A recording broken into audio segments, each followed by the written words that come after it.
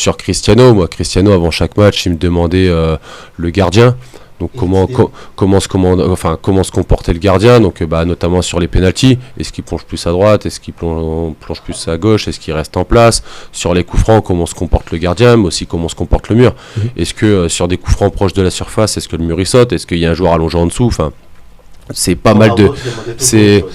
En fait, au début, quand il est arrivé, j'ai fait un point avec lui pour savoir ses demandes qu'il avait, lui, par rapport à ses précédentes expériences du haut niveau. Parce que, quand tu as un joueur qui a joué au Real Madrid, à la Juve, à Manchester, et pour moi, c'était hyper enrichissant de savoir, lui, quelles étaient ses attentes. Après, il me demandait aussi, il nous demandait comment se comportaient les défenseurs adverses. Donc, en fait, c'était d'être capable...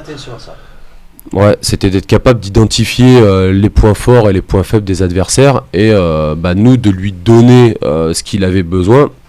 Et après, lui en faisait l'utilisation qu'il voulait. Mais bon, en fait, on se rend compte de l'influence d'un joueur comme ça. C'est que, on va dire que parfois, certains joueurs sont un peu...